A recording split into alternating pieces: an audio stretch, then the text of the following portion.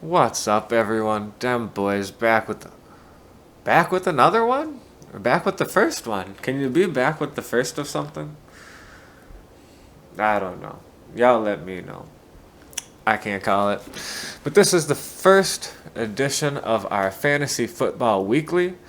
We're gonna cover news of the week. In this case, it's gonna be the ass of the week. We're gonna cover injuries. We're going to cover weekly. Every week, I'm going to try to nail a player who is going to break out that week and will continue to break out the remainder of that year. So it'll really become like a waiver wire thing. So we'll have our current news, injuries, waiver wire, bam. There you go. Y'all know where I have to start, right? AB, this guy. This dude here does not get it. AB doesn't get it. He doesn't. No habla? What's going on, guy? Where's the disconnect, dude? Where is the disconnect between how everyone else on planet Earth has to act and how you think you are entitled to behave? Like, at first, I was like, okay, well, the Steelers aren't handling the Le'Veon Bell situation very well either. I'd be pissed too. I'm trying to win, dude. He's on the back end of his career that we can't get Le'Veon in the building. We can't try to put something together. I get it. Still didn't agree with the way he behaved, but I wasn't like completely like it took me a while. Like the whole thing had to play out before I was finally kind of like, all right, dude. Then he gets to Oakland, and it's like, look, if you want to defend him, who the heck made Mike Mayock a GM anyways, dude? I mean, what is this? The TV Raiders or the Oakland Raiders? We're gonna bring Gruden in here and everything. Like, I was like, is this a publicity stunt?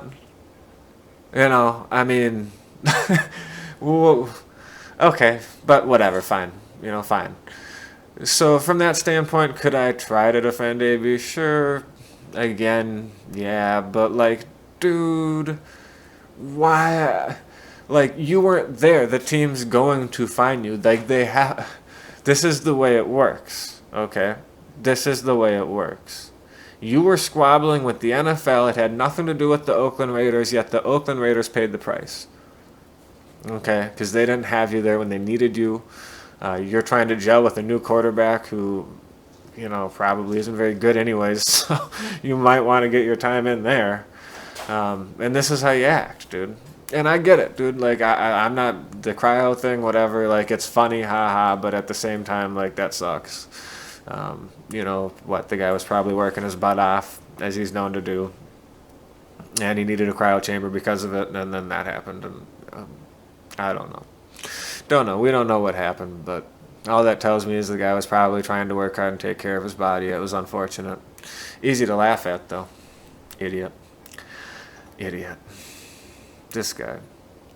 So let's talk about the fantasy implications. We don't know how long they're going to suspend. At least as of when I'm doing this, we don't know how long he's going to be suspended for.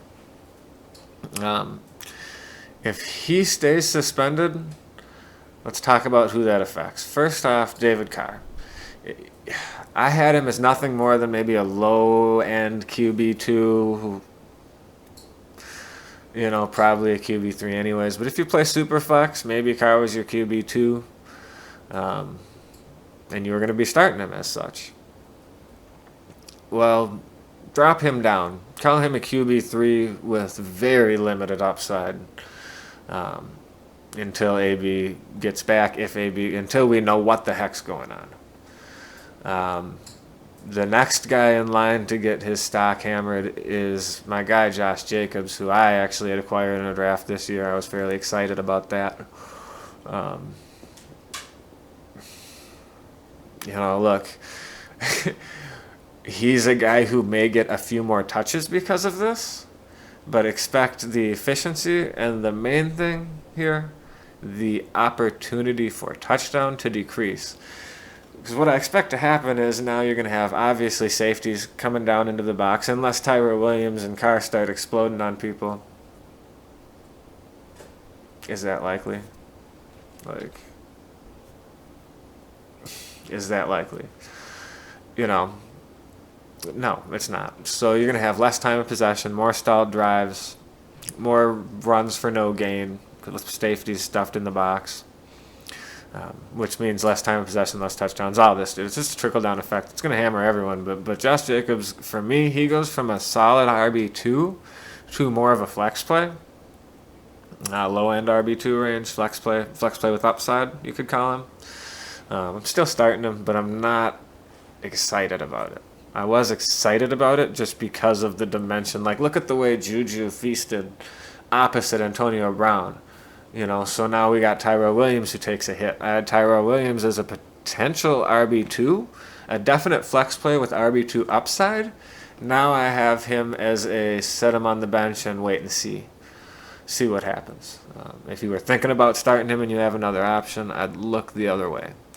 Even though he now becomes the WR1, again, is he going to be able to handle double teams well? Is he going to match up with Carr well? And are they going to be able to get on the same page? Is he a better receiver than Amari Cooper? Because if he's not, and Carr couldn't find a way to get Cooper the ball, and Dak Prescott's over here lighting people up with Cooper, you can kind of put two and two together, right? Where's this headed? What's more likely? You decide. If you think I'm probably right, then my projections are right. Breakout player of the week and breakout player of the year. So for this one, this a little more wide open here. This will going forward become a waiver wire thing, really.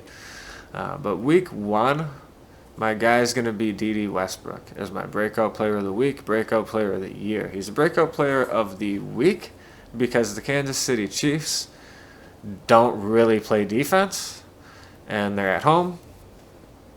There you go. D.D. Westbrook this year, as he was last year, will be the number 1 wide receiver on this team. Last year he got better in 700 yards and 6 touchdowns off the top of my head. This year he has a quarterback Blake Bortles was a little bit better than me and you. Let's be real. Blake Bortles was the worst starting quarterback in the league. And D.D. Westbrook still did that. So I would say with Nick Foles, who I don't think is a great quarterback, I don't even necessarily think he's a good quarterback. I would list him as a QB2, super flex type guy. Maybe like a high-end QB3, even for like a super flex. You're putting him in on bye weeks, or if there's an injury, that'd be like ideal, I guess. In a perfect situation, that's where he'd be. But if you figure over 700 yards, 6 touchdowns, D.D. Westbrook should be able to post 1,000 to 1,100 yards and 7 to maybe on the high side of 11 touchdowns. If the offense is rolling. If the Jags come out and look more like the Jags of a few years ago, where the defense does something, the running game's effective, that's where I say D.D. Westbrook could, if all that clicks, give you as many as 11 touchdowns this year. I would say 1,000 to 1,100 yards is pretty much a lock if he stays healthy. All those things start clicking and rolling, you could even see 1,200 yards. It's possible. It really is. Just think about who they were a couple of years ago as a team and who they could be if the defense isn't just pissed off at the offense. I mean, think about it, man. Would you be out there busting your butt and you're looking over here at Blake Bortles, couldn't hit the broadside of a barn that's 3 feet in front of him? Come on. D.D. Westbrook. Injuries. Who did we want to talk about here? Cam Newton. Looks like Cam Newton's going to go. He practiced fully. Stephon Diggs. There was a tweet locally here that he did practice today. Couldn't find anything about what capacity, but apparently a reporter who was there says he did practice today. So Thielen takes a slight dip if Diggs plays. Another one, too, that I did want to talk about is this whole Philadelphia running back situation. Miles Sanders versus Jordan Howard. And excuse me, guys, and what does this whole trade thing mean for those guys? You know, what I keep seeing is everyone talks about, well, that's not good for Jordan Howard. That's what they think about Jordan Howard. Time out. Time out. That is entirely possible that we're reading that the whole wrong way. Look, Jordan Howard comes in a contract year for dirt cheap, and if they get rid of him next year, they get a compensatory pick. The Eagles have a history of doing this. The Patriots have a history of doing this. Okay? So if they flat out dump Jordan Howard next year, they get a compensatory pick. Why not? Right? You get a stopgap guy who can help you if Miles Sanders isn't the guy. You got another guy you can lean on. However you want to look at that. But they just, in essence, were probably looking to sign Melvin Gordon to a long-term deal, and they just drafted Miles Sanders. So who does that really speak poorly about? We may have a Miles Sanders problem. You know, I would say if, and this is just like my dice roll. My total dice roll of the week is if you can buy on Jordan Howard low, consider it, because the odds are that speaks as much about how ready Miles Sanders is and what they think about him going into the future as anything. It definitely screams committee, though. It definitely screams committee. So I'm not saying go get Jordan Howard, look for 1,400 yards and 14 touchdowns or something crazy. What I'm saying is if you have somebody valuing him as like a bye-week spot or a what-the-heck pickup, you could potentially value him as a flex, especially in non-PPR leagues. Damn boys, I hope y'all enjoyed this. Anything else y'all want to see? Feedback, you know? Other than that, like, comment, subscribe. We're always running Madden videos, and once a week we're going to run fantasy football. Peace.